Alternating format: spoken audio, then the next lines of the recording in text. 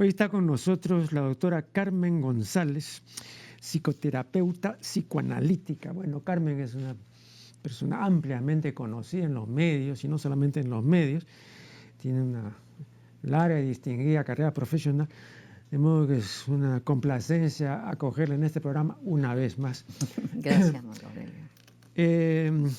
Vamos a hablar en esta ocasión de los problemas entre hermanos. El psicólogo Arthur Gersel, uno de los mayores especialistas en el tema, dice lo siguiente: el curso que sigue el afecto del niño normal por sus hermanos es con frecuencia abrupto y tempestuoso. ¿Qué consideraciones? Bueno, pero mira, si tú piensas en lo que dice Freud, de que su majestad es el niño, y tú eres el rey, tienes las atenciones de la madre, de la familia, el primer hijo, y de repente que te venga una competencia cuando ya crees que eres el centro del mundo, da mucha rabia. Y si después viene, y por ejemplo que llegue un segundo hermano de tu mismo sexo, y además seductor con la madre, porque los niños como que intuyen, si es una madre que no ha tenido cariño, ellos saben que la están toqueteando a la madre y la madre está feliz. Y luego viene un tercero, y entonces hay unos niveles de alianzas, de odios. Yo creo que es verdad que cada uno de nosotros tiene dentro un Caín y un Abel, ¿no? Y que lo importante es descubrir mi Caín y descubrir mi Abel, porque si no, estas riñas familiares se dan y se instalan y se manifiestan en robos entre las empresas familiares, que ya no se dirigen la palabra. Entonces, bueno, son vicisitudes del ser humano tener que compartir con los hermanos. Pero ¿tú no crees que hay también en esto una variable cultural importante, ¿no? Porque, por ejemplo, te voy a hablar de algo que yo conozco, y es de la situación familiar en la Sierra del Perú. Yo no he visto ahí que el primogénito, que el tercer hermano, ¿no? Provoque en el seno de la familia, por el mismo tipo de constitución que tiene, todas estas situaciones que sí son propias de otro medio cultural. Entonces, ¿hasta qué punto eso es inducido culturalmente o hasta qué punto es biológicamente así? Bueno, yo creo que en todos los casos hay un factor individual, familiar, pero también cultural. Pero también en la sierra se ve mucho de que cuando el padre muchas veces se emborracha, etcétera, el hijo mayor asume la paternidad de la familia, sino que creo que son mucho más rígidos y entonces más normativos, y entonces nadie se atreve a discutir con él que él es la autoridad, pero a su vez eso trae también muchos problemas, ¿no? O sea, aceptan que el hermano mayor es la autoridad, ¿no? Entonces, acá no.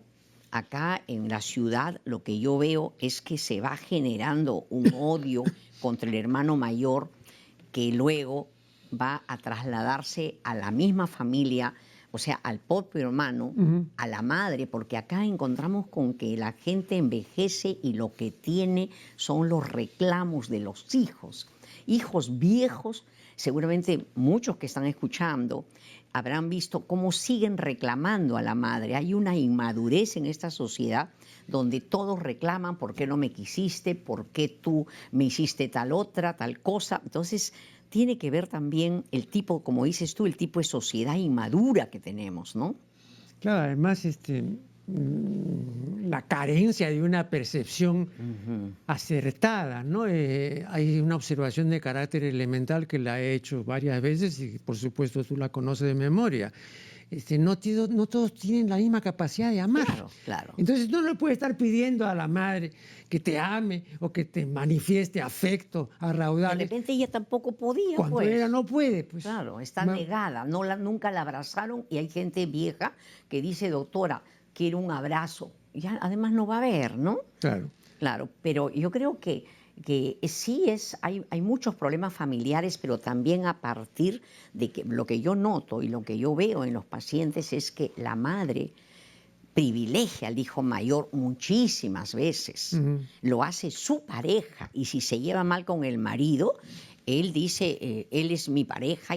Ayer tuve una paciente que me decía, yo con mi hijo mayor, yo le cuento los problemas de mi esposo y le digo, y él no es su recipiente, él no es la madre de usted. Además, ¿qué conversa usted con el hijo mayor?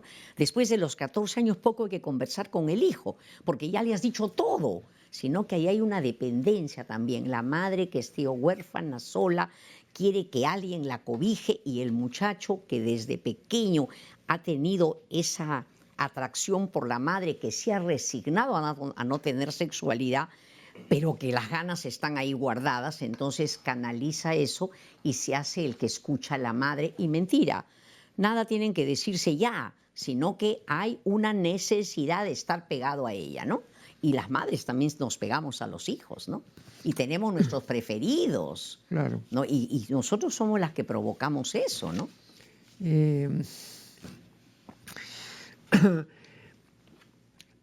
Hay que distinguir entre la familia de prole numerosa y la familia de hijo único.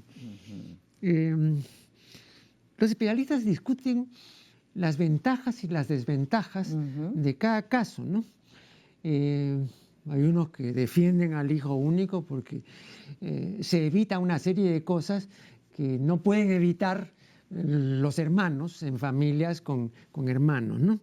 De una manera general, ¿cuáles son sus consideraciones al respecto? Hay sociedades que promueven prole numerosa, ¿no?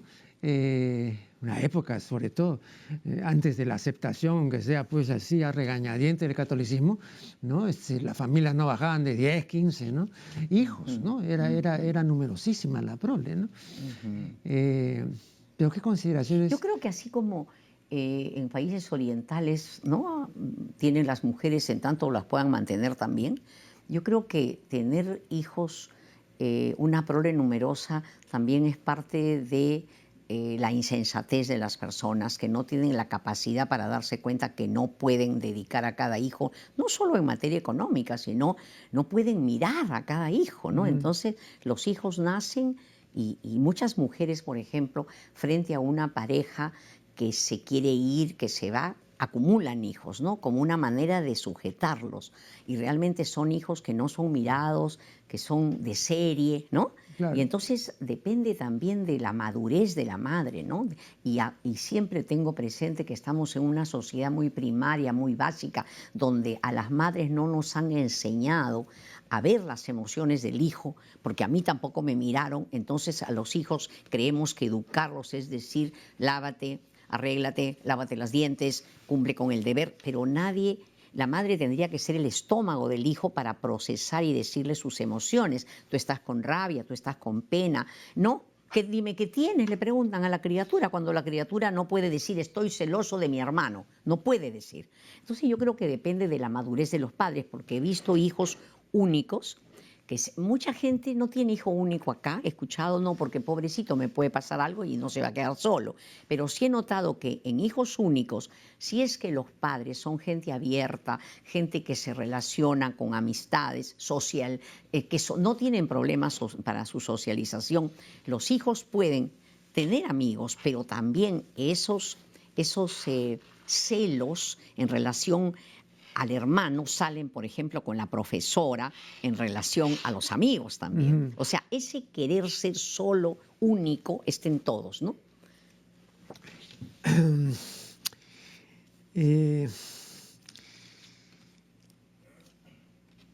Yo recuerdo que leí con verdadera complacencia el libro que dedicó Fromm al pensamiento de Freud.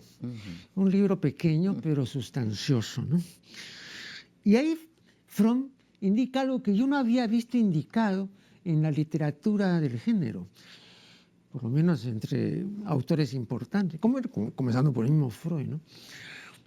Y Fromm se refiere al hecho de que en una sociedad conyugal nace una criatura y, dice Fromm, los padres pueden sentir por el recién nacido una antipatía visceral Sí. sin que haya habido ninguna ofensa de por medio, Sí, sin que no haya habido ninguna mala crianza, nada, ¿no? claro. Y cuando la criatura deja ya de ser infante, o sea, cuando habla, infante quiere decir que no puede hablar, que no habla, también puede sentir esa antipatía, Claro. también natural, Claro, ¿no? claro. Lo que pasa, dice Fromm, es que las madres difícilmente van a reconocer esto, porque se sienten tremendamente culpables, Claro. ¿no?, de antipatizar con su hijo o de llegar a odiarlo visceralmente, ¿no? Y sin embargo, en la realidad ocurre, ¿no? Sí. Entonces, Y ocurre, no ocurre siempre, porque yo no puedo decir que yo solo amo a mis hijos. Cuando ellos me molestan, pues realmente los detesto. Me parece fuerte decir odio, pero lo que pasa es que uno los puede querer en mayor dimensión, pero ¿qué madre no ha dicho para qué lo tuve a este? Sino que internamente el desarrollo hace que te controles y que una madre que es muy primaria le dice, oye, no debiste nacer, ¿no? Pero todas las madres tenemos amores y odios con los hijos, eso es una realidad, ¿no es cierto? bien, Pero yo he visto un caso de una señora que me decía, la detesto a mi hija. No puedo verla, Ya. la detesto. Luego vamos a conversar sobre por qué, qué pasó. claro, un primer corte y ya regresaremos.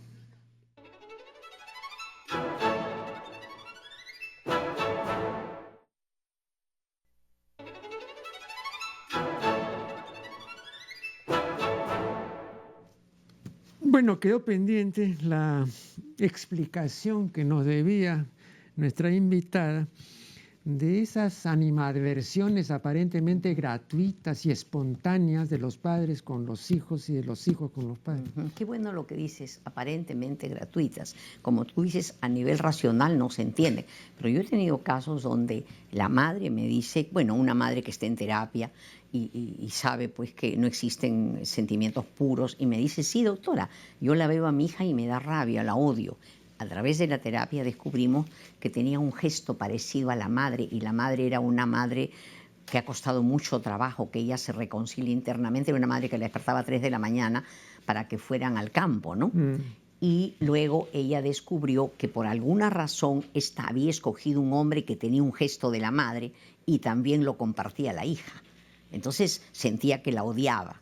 Sin embargo, esta hija tuvo un accidente y a ella salió ese odio, se escondió, por decir, y apareció una madre muy, muy, muy tierna, muy bondadosa.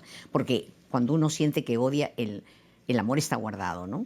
Odio puro no existe, ¿no? Claro. Pero sí he visto, mira, Marco Aurelio, hombres que odian al hijo mayor.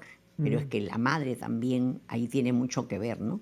La madre se alía con el hijo mayor para irse contra el padre y el padre a veces siente que ese hijo mayor es el hermano que tuvo y entonces se arman unos problemas familiares muy grandes, pero en todos los casos los puntales para que la familia esté unida o desunida son los padres, ¿no?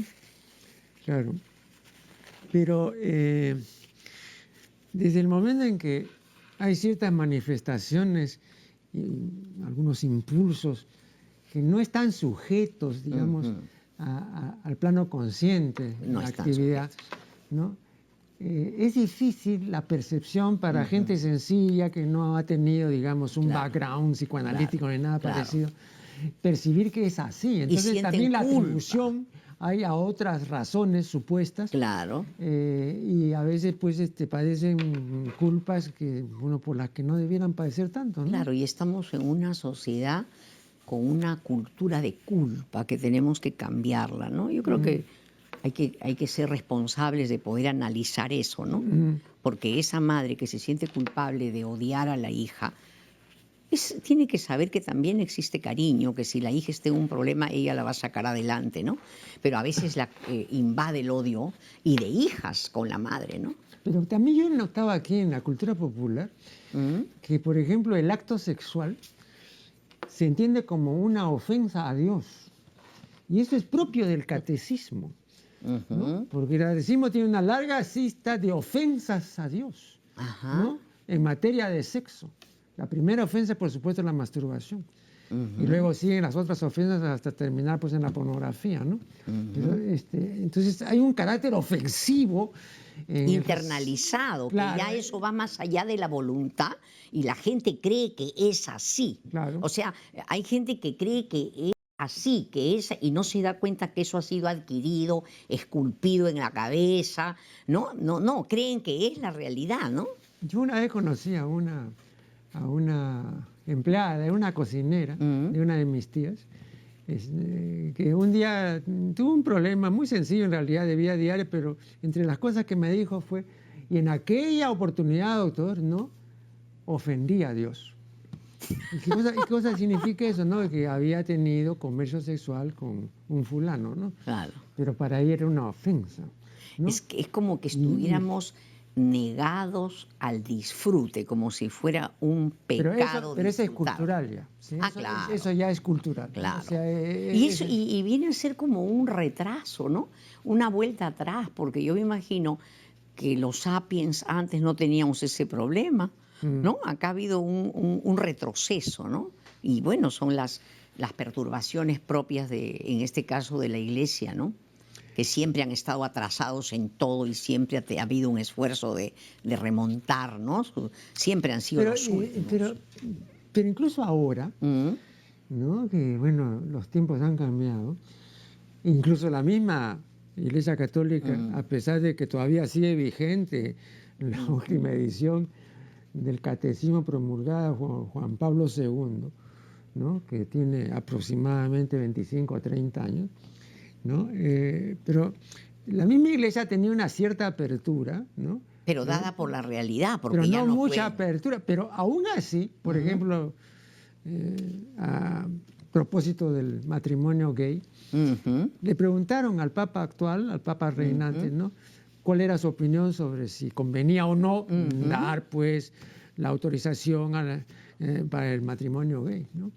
Y entonces, antes un papa había, no, jamás, ¿no? Pero este se limitó a decir otra cosa que es igualmente, pues así tampoco aceptable, ¿no?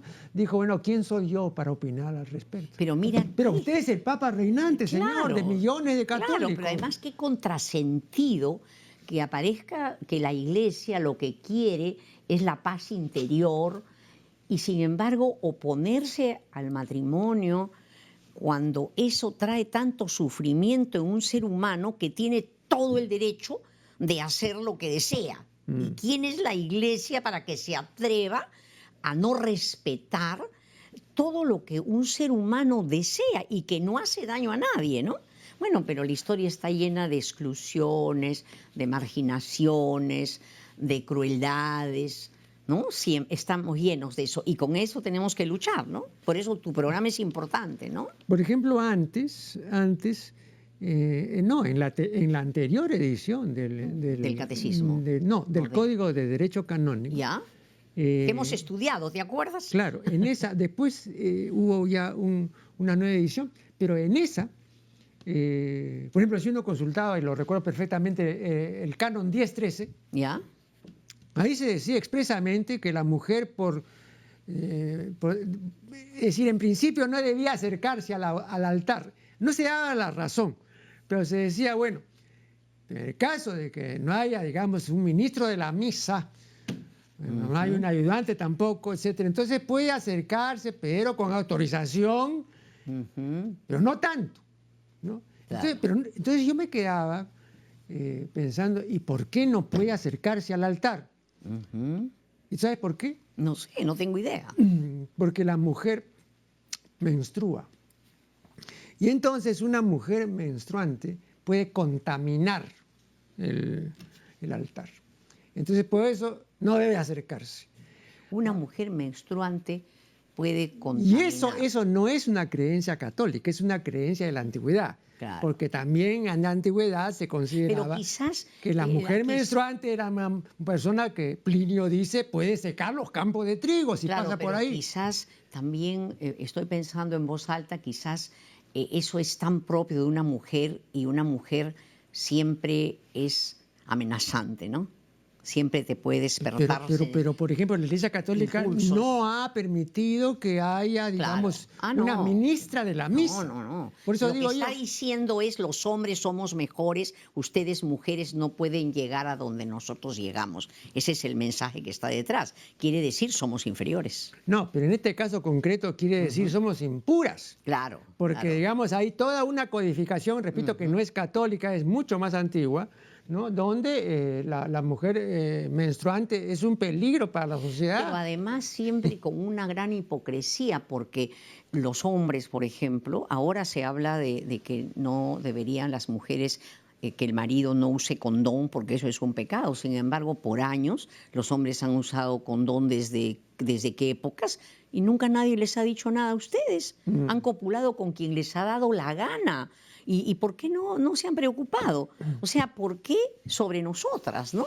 Bueno, en el caso de la Iglesia Católica, el porqué es muy sencillo, ¿no? Porque de lo que se trata no es de evitar la concepción.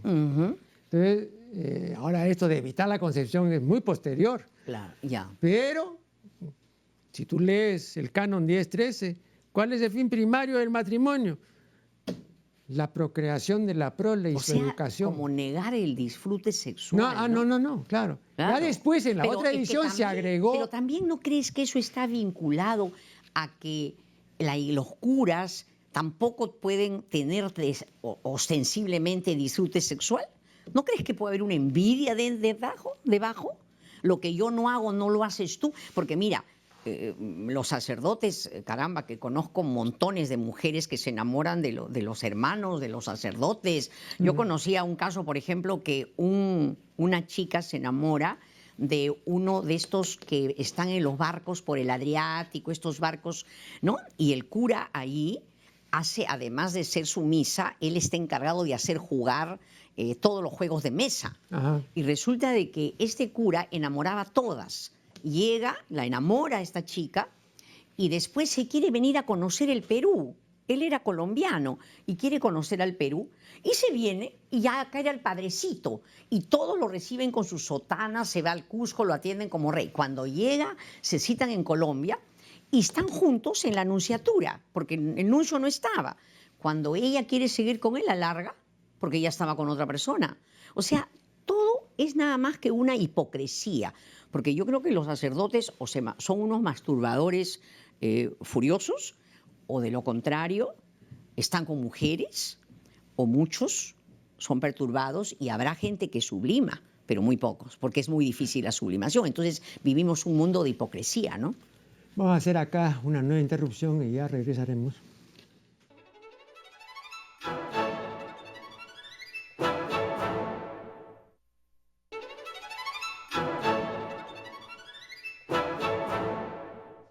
Estamos dialogando con Carmen González. Yo tengo un breve ensayo acerca de lo que llamo la tetofilia y particularmente la antigüedad de la tetofilia. Hay una estatuilla que se conoce como la Venus de Willendorf. Es una estatuilla del Paleolítico Superior que tiene 25.000 años. Lo que más destaca ese artista primigenio son las tetas, ¿no?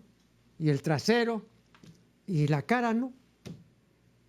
Tú buscas lo que podría ser la cabellera, tampoco parecen ahí una mazorca de maíz, pero las tetas sí son prominentes, ¿no? Pero cómo no, ¿no? Es el primer placer también del ser humano. Pero qué chévere, ¿no? Claro. Eso me hace recordar, no sé si conoces este cuentecito, ¿no? Le preguntan a un especialista en cuidado infantil y en los niños en general, si realmente es cierto, como siempre han dicho y como siguen diciendo, que la leche materna es insustituible. Por supuesto, dice el galeno, por supuesto que es insustituible. Hasta tal punto que yo todavía, a pesar de que tengo 50 años, no me he destetado. Es verdad. Entonces es una permanente fascinación. Claro, y también hay que tener en cuenta que a la madre le cuesta destetar al hijo ¿no? Porque también a muchas, porque también hay placer allí. Yo recuerdo de un gran artista que conocía a la esposa y ella, bueno, acabó separándose de él, pero una vez se van a Huancayo y la madre era muy dura con las nueras y tenía solo hijos varones. Ella se va al campo con el marido, pero el marido quiso quedarse. Cuando en eso ella regresa y la señora que tenía 70 años, él estaba abrazado y besándole a la madre, ¿no? Entonces también, como tú dices, si un pintor o un artista pone las tetas, es porque es un primer placer para todos, ¿no? Para todos. Y uno dice, oye, ya estás grande y quieres teta, ¿no? Y esto lo aplicamos a todo, ¿no? Un hombre que no trabaja quiere que su mujer le dé la teta, ¿no? Ahora, la figuración plástica más interesante que yo conozco al respecto la han hecho los artistas africanos. Fíjate, hay un libro de Andreas Feininger que se llama La imagen de la mujer. Y él ha hecho una selección extraordinaria, ¿no?, de las mejores imágenes en esculturas, en pinturas, en fin, en diferentes culturas, particularmente en las africanas. Y entonces, ¿cómo, por ejemplo, el artista africano representa los pechos de la mujer? Pero como son más naturales, ¿no? No. ¿No? ¿Cómo lo representa? Como sendos penes. O sea, él sintetiza. Penetrantes, ¿no? también. Se sintetiza, digamos, en esos pechos, ¿no?, los falos, ¿no? Y yo he mostrado esto a unas personas que no se habían imaginado claramente esto, pero que más o menos intuían, ¿no? Pero cuando de ahí tú sacas la correlación con el hecho de mamar las tetas de la mujer amada, entonces dices, fíjate tú, no habíamos pensado en que estamos también mamando lo otro. Claro. Hay una tremenda resistencia ahí, sí. Ajá. Sí, no, bueno, me dicen es exagerado, es muy forzada tu interpretación. Bueno, también nos cuesta reconocer de que potencialmente somos polimorfos también, ¿no? Perversos, o sea... Pero ahí no hay ninguna perversión, o sea, ahí sencillamente es el hecho de que el artista, ese es un plano que no es... Pero también puede ser que haya sentido a una madre penetrante como falo. No, pero es que las representaciones escultóricas de estos africanos son todas así. Todas las madres estas son madres que tienen grandes tetas que son figuraciones fálicas, clarísimo. Claro, pero esto responde a algo también. Yo no sé cómo son las mujeres africanas también, ¿no? Bueno, siempre se ha comentado el hecho, y yo siempre lo he dicho, por ejemplo, ¿no?, que si usted quiere descubrir si tal o cual fulanita, porque a veces dicen, oye, esta morenita ahí, o como decía un amigo, hablando de una morocha muy atractiva y todo, decía, esta tiene su puntito de ovario de negra, decía, ¿no? Entonces, no, pero cuando uno cree que en la mujer que pretende o con la que quiere cohabitar hay algún elemento, digamos, africano o por lo menos... intenso. ¿No? Intenso. Entonces, lo mejor es verle el pezón. Porque los pezones de las negras no son como los pezones de las mujeres de otras culturas. ¿Te pasa? ¿Ya has visto todos los pezones del mundo? No, pero que es clarísima la diferencia. No, es clarísima la diferencia. Tú puedes sacar ahí que esta es negra porque así, ¿no? No tienen las otras mujeres no tienen esa característica. Bueno, pero entonces ahora entiendo... Porque el pezón de la negra es mucho más fálico que el de una mujer blanca. Claro, pero mira, ahora entiendo también cómo los hijos en una familia solo hay dos tetas, cómo se pelean por la madre también y cómo compiten con el padre también, ¿no? Bueno, pero eso sí es animal, porque imagínate tú, David, los perritos, los gatitos, todo, ¿no? Los chanchitos, todo, pues se vienen así un montón. Claro. ¿no? Y exprimen ahí a la madre, ¿no? Claro, pero también cuánto tenemos de animales, ¿no? Eso es lo que la gente no se da cuenta ni sabe, ¿no? Yo creo que sí. Otra cosa es que no publique. Pero es importante, hay gente que cuando yo le digo que el 20% del cerebro es neocórtex y piensa y lo demás es animal, se quedan sorprendidos. Es como que se sienten heridos. ¿Yo, animal? Un paciente me decía, ¿cómo, doctora, cuando me miro los pies y me baño, tengo una fea impresión?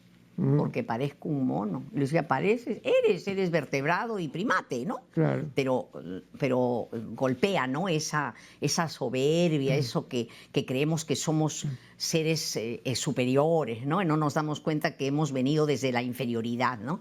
Pero hay un hecho capital en la evolución del mal llamado Homo sapiens. Digo mal llamado porque en realidad es Homo incipiens, no es el hombre que sabe, sino el que no sabe. No, hay un hecho capital, y es que en un momento que ya está perfectamente definido de la evolución del ser humano, nos bajamos de los árboles y comenzamos en posición bípeda a deambular por la sabana africana. Es verdad. En ese momento, ¿no? Yo digo, aparece el hombre. ¿Por qué? Claro. Porque tiene las extremidades superiores libres. Claro.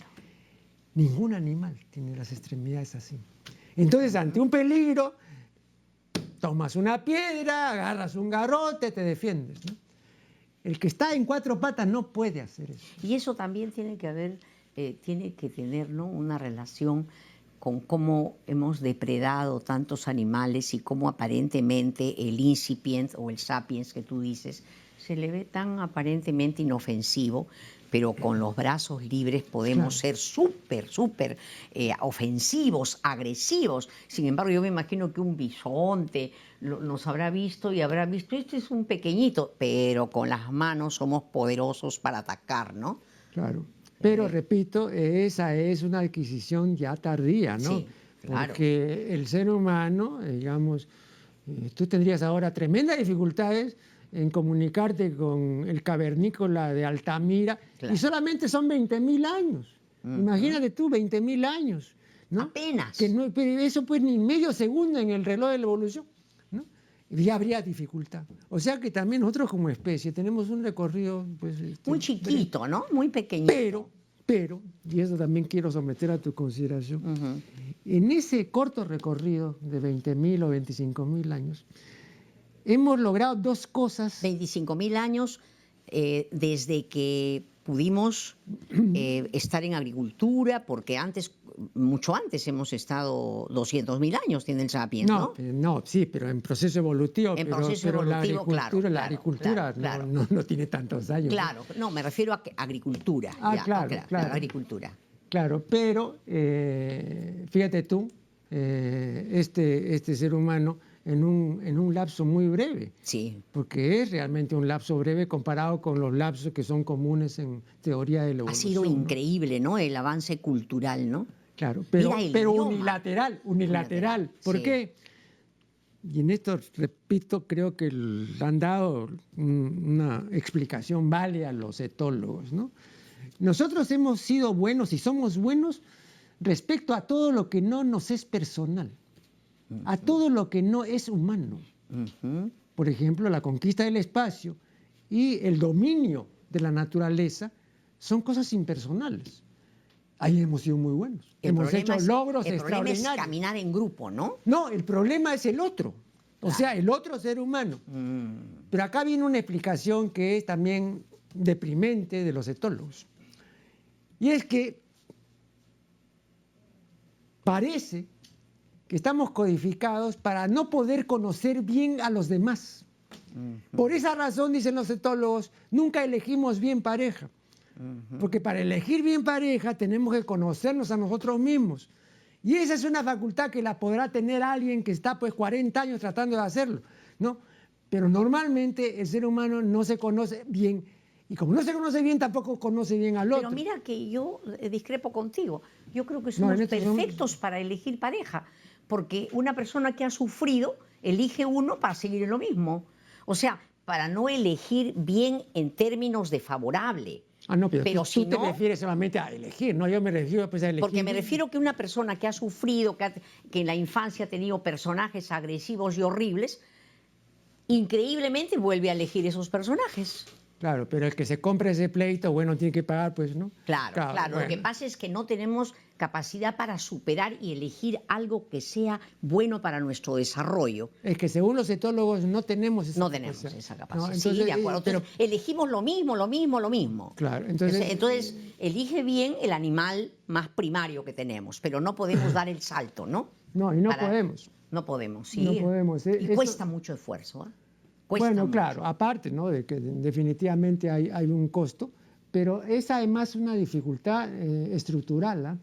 Esto me parece mucho más serio, ¿no? Porque lo otro podría corregirse con el tiempo, ¿no? O con la adquisición. Solo no se madura. Es muy difícil, ¿no? Es como que ese dicho popular, la cabra tira al monte, ¿no? O sea, es muy difícil el cambio. El cambio trae unas resistencias terribles, ¿no? Terribles. Empezamos a cambiar y otra vez uno retrocede. Por eso las terapias son tan largas, ¿no? Porque es muy difícil internalizar. Por eso yo me opongo a todos los colegas que dan consejos, que entran por acá y salen por acá. Yo creo, antes de ir al corte Sí. final, yo creo que Steckel tenía razón. Tú sabes perfectamente que él desarrolló toda una terapia dinámica, ¿no?, que duraba 2 meses. Entonces cuando le decían, oiga, pero ¿no le parece muy corto 2 meses? Y entonces él decía, vean, si en 2 meses no se ha solucionado el asunto o no se ha planteado de tal manera el asunto que la solución esté a portas, o sea, que sea ya vislumbrable, entonces o va a otro psicoterapeuta o se pega un balazo, pues. Pero no, por descarte. No, pero por descarte, no, entonces ya es perder el tiempo y tener los años, ¿no?, tratando de descubrir los demonios y los arquetipos, no, eso ya no. No, ahora tenemos que también crear nuevas formas. Nosotros tenemos una forma de trabajar donde apenas llega el paciente, le hacemos ver su estructura animal que tiene. Y ese cerebro. Vamos a ir a verlo una pausa después de esta pausa. Ya.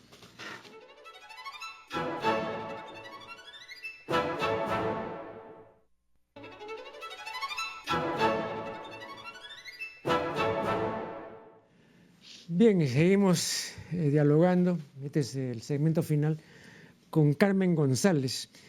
Tú me decías que cuando llegue el paciente, ¿no? Sí, nosotros cuando llega el paciente, o sea, nuestra terapia es psicoanalítica, pero también terapia didáctica. Entonces, cuando llega el paciente, lo cuadramos ahí, lo centramos.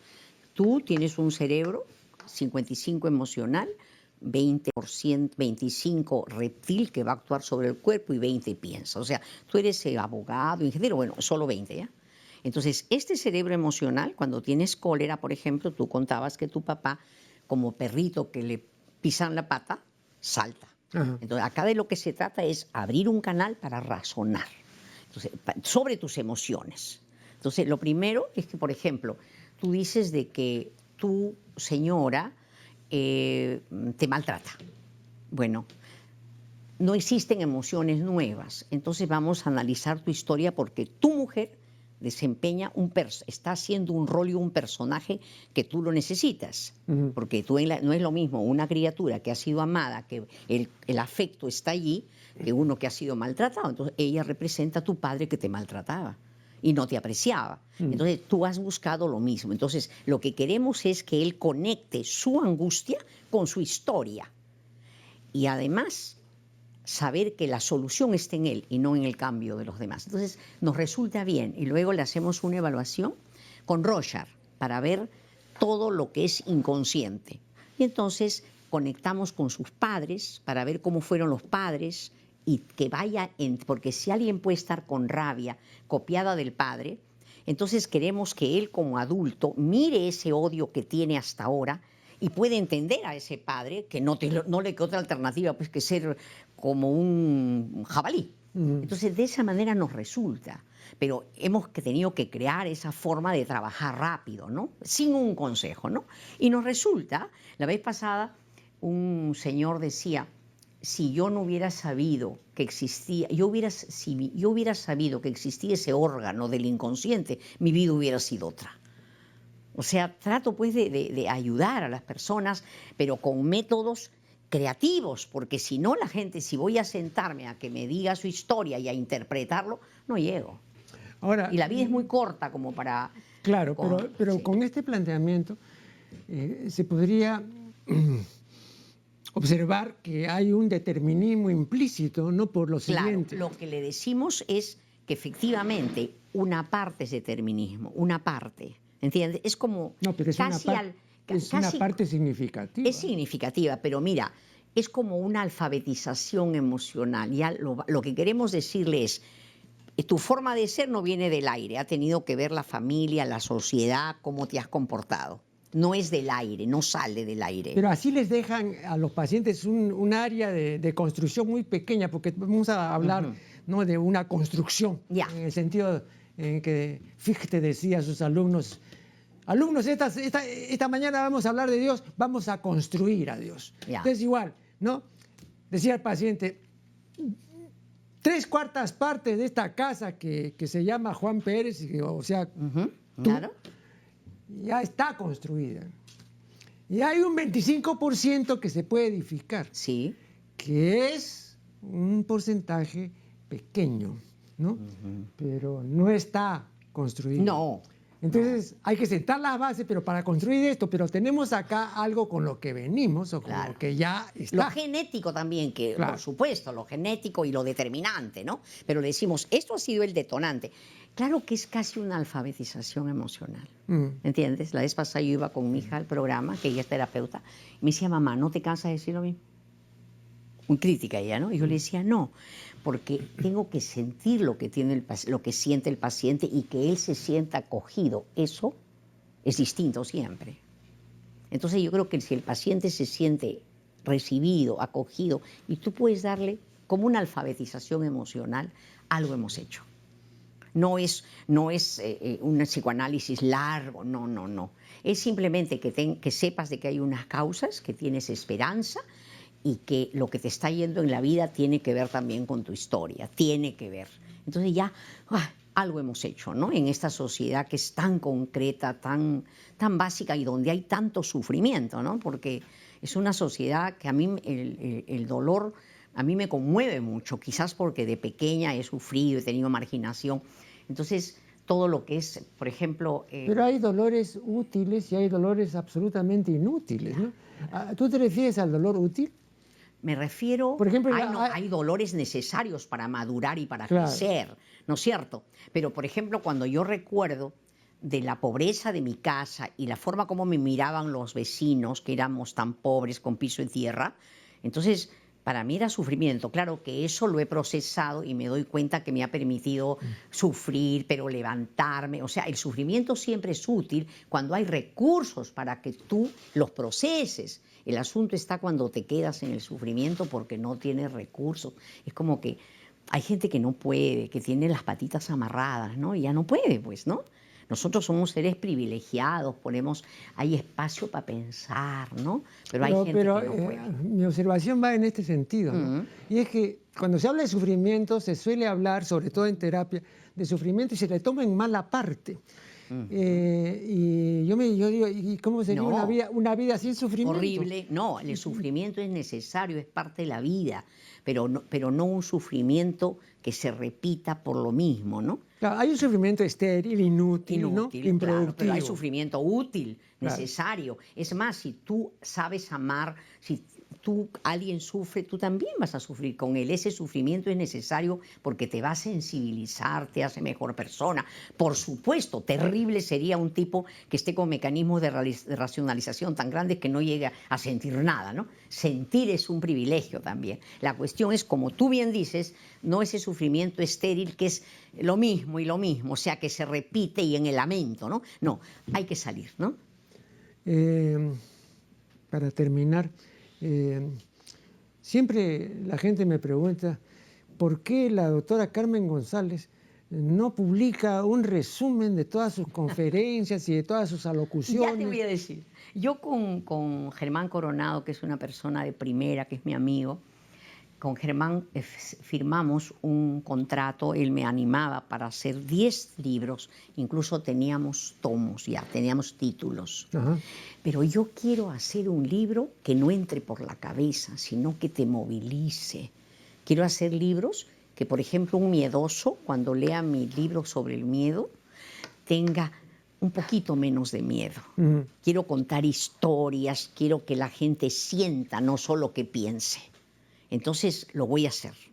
Te prometo que lo voy a hacer, pero tengo que, ahora que ya no estoy en la radio, quiero decir que a todos que estoy en mi Facebook, Carmen González. Pero tú vas Carmen a publicar, González, ¿qué? Clínica Emociones. ¿Los 10 tomos? ¿Cómo No, es eso? uno por uno. Ah, uno por uno. Uno por uno. Quiero, por ejemplo, el primero sobre una emoción que aterroriza, quiero hablar sobre el miedo, que paraliza más. Entonces, quiero hablar sobre el miedo.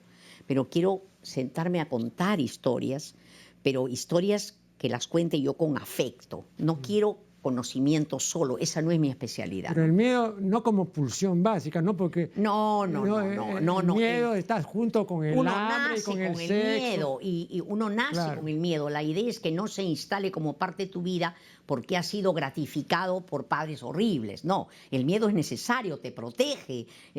Cuando hay un terremoto, tú necesitas tener temor para salir, ¿no? Claro. No. Pero ojalá que pueda hacerlo. Pero quiero hacer estos libros, pero por ahora solo te digo, quería decir que salgo al aire en Carmen González, Clínica de las Emociones, todos los días salgo. Y recibo gente, igualito que en la radio. Ajá. Sí. Bueno, sí, porque aquí en un medio como este es el único programa, y no lo digo porque yo lo conduzca, pero es un hecho real, ¿no? Y no solamente ahora, sino que, fíjate, ya son muchos años, ¿no? Que estoy en el Canal 7, y no hay en otros canales como antes sí los había hace 40 o 50 años. Claro. Eso sí lo recuerdo perfectamente, que tú podías tener la oportunidad de ver un programa, por ejemplo, a cargo de César Miró. Claro. Y en fin, ¿no? Claro. Es que los medios de comunicación no les interesa lo que culturice porque eso va siendo de élite y tiene que ir aumentando. No. Quieren para todos, para que se rían, ¿no? Entonces, sí, es patético, pero yo creo que tú cumples una labor enorme. Además, yo creo que tú crees en la gente, pese a que a veces se te ve desesperanzado. Yo creo que tú crees en la gente, si no, no estarías acá. Venir acá, leer en cada programa, es un esfuerzo, es un cariño, ¿no? Yo escribí hace algún tiempo un artículo sobre lo que yo llamo, bueno, en realidad es un vocablo técnico, cacosmia, ¿no? Que es una perversión del sentido del olfato, en cuya virtud se perciben como aromáticos y fragantes olores pestilentes y nauseabundos, ¿no? Hay casos, ¿no? Enrique IV, por ejemplo, era un caso de un rey cacósmico, ¿no? Porque amaba la pestilencia, se regodeaba con lo excrementicio. Y hay muchos otros casos que yo menciono, ¿no? Bueno, cuando se habla de que hay una degradación en la televisión, de que se esparce la basura y todo, es que hay una cacosmia en el público que recibe eso. Y es penoso. Entonces no hay un rechazo, sino una aceptación y una incorporación, ¿no? Claro. Entonces ahí está el famoso cuentecillo ese donde pasa la basura siempre muy temprano y sale el nietecito que está con la abuela y entonces abre la puerta el nietecito y le dice, abuela, la basura. Y entonces la abuela le grita, no, todavía tenemos bastante. No, bueno, es que hay pues ya digamos esta aceptación y esta incorporación a la vida de uno del basural. Claro, es que estos programas que son tan básicos te animalizan porque realmente te hacen reír, te hacen querer ser grandazo, como si fueran monos, o sea, a más gorila, están más felices. Uno ve a los animadores y son patéticos, no hacen lo que se llama, y que tú sabes, elaboración. Ajá. O sea, simplemente comunican, o puedes dibujar lo que dicen, pero no hay conceptos, no hay elaboración, no hay nada. Y yo creo que esto tiene que cambiar porque ellos no son dueños de la televisión. Ellos son, las ondas nos pertenecen a todos, ¿no? Y no podemos permitir que nuestras criaturas se estupidicen, ¿no? Bien, ha sido la doctora Carmen González, a quien agradecemos una vez más. Gracias a ti, No, Aurelio. qué ocurrencia. Y con ustedes será hasta el programa siguiente.